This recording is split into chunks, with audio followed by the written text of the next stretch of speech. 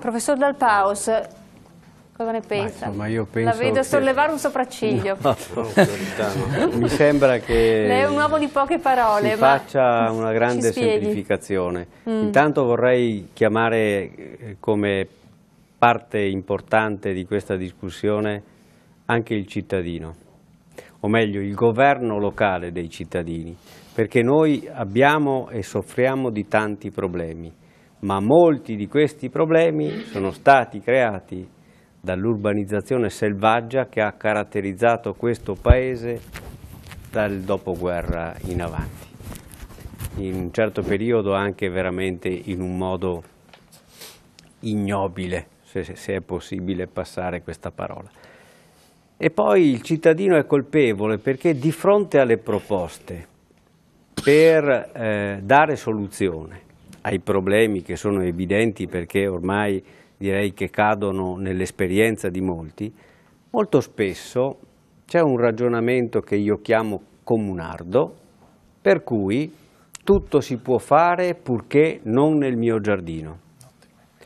E in realtà, se noi parliamo di problemi idraulici, è evidente che un certo tipo di opere non si possono fare verso il mare, dove l'acqua ormai è arrivata e non ha bisogno di niente. Bisognerebbe forse farle un po' più a monte.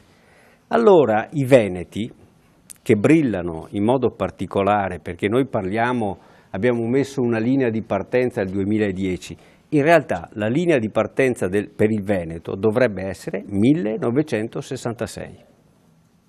E noi dal 1966 al 2010 abbiamo fatto come lo struzzo che ha messo la testa sotto la sabbia per non vedere niente. Noi abbiamo anche le immagini, se la Questo regia, è lei il vero problema, ha capito? Quindi siamo tutti colpevoli di questa situazione. La politica ovviamente ha il suo peso, io dico che ce l'hanno anche i tecnici, perché i tecnici sono a volte una categoria che sa essere perversa, e poi il cittadino il quale è assolutamente disinformato e prende posizione così sulla base dell'umore di quella mattina, no? Si è svegliato bene, si è svegliato male.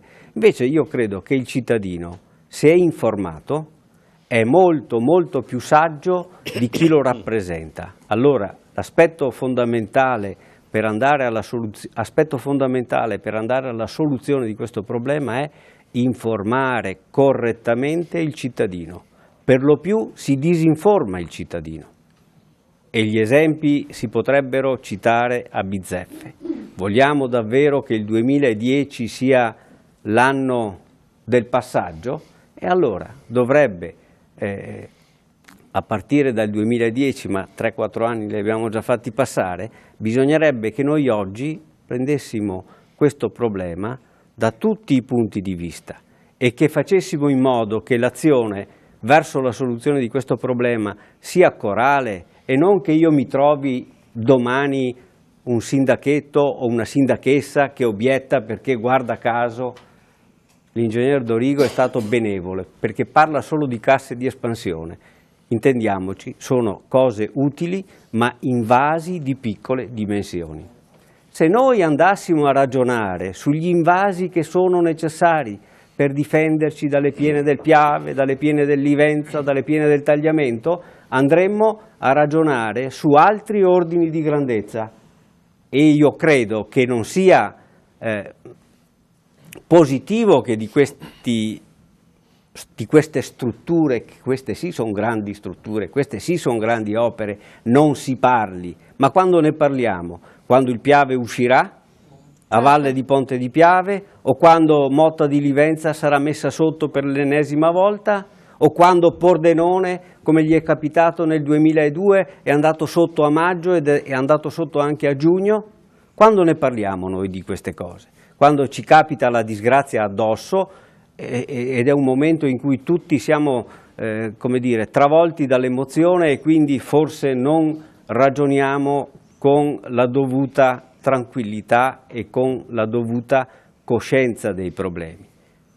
Questo deve cambiare in questa nostra regione e soprattutto bisognerebbe che, adesso susciterò l'ira di qualcuno, ma Prego, pazienza, prego, ci piace pazienza. quando suscita le ire, lei ha sempre delle idee Cioè, interessanti. molti rimpiangono la Repubblica, ognuno ha le sue opinioni. Io da idraulico rimpiango la Repubblica. Perché? Perché di acque parlavano solo i competenti ed erano i funzionari del loro magistrato alle acque, che era qualcosa di diverso dal nostro, quantomeno dal nostro più recente magistrato alle acque, perché rispetto al magistrato dell'anteguerra noi dobbiamo toglierci tanto di cappello e dire che quella era gente che sapeva fare il funzionario fedele allo Stato. Ebbene, bisognerebbe che su questi argomenti tutti parlassimo, ma almeno informiamoci. Se lei fa una domanda a un politico e dice e chiede, mi dica un po', lei ha letto per caso gli atti della Commissione De Marchi, che è quella commissione che fu istituita dal governo italiano subito dopo l'alluvione del 66, che fece un lavoro di un valore straordinario in tempi così brevi da essere altrettanto straordinari? Ma sa che c'è gente che non sa nemmeno cosa siano gli atti della Commissione De Marchi? Pazienza che non sappiano chi era De Marchi, ma insomma, ma tu vieni a parlare di questioni idrauliche, di difesa idraulica e non hai mai visto gli atti della Commissione De Marchi, torna a scuola e dopo riparliamo. Professore,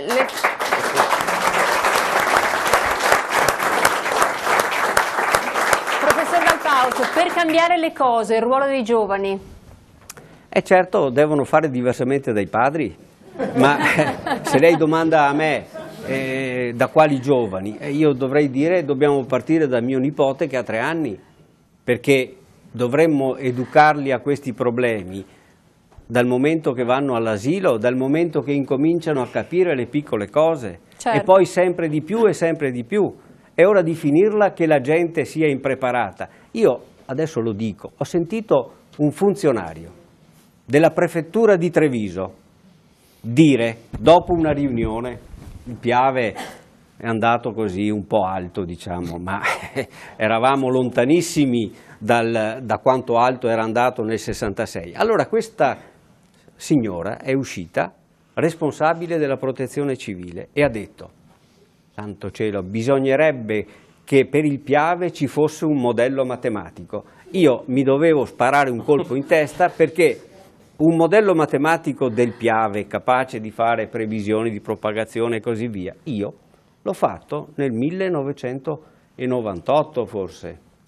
Ma è possibile che un funzionario che ha questo livello di responsabilità venga a dire a chi ascolta e che evidentemente è assolutamente a digiuno di queste questioni, la prima cosa da fare sarebbe fare un modello matematico per lo studio della propagazione delle piene del Piave, ma la prima cosa da fare sul Piave è realizzare magari una di quelle opere che la Commissione De Marchi ha indicato. Io direi che questa è la prima cosa da fare. Magari con i finanziamenti europei, questo sarebbe indispensabile.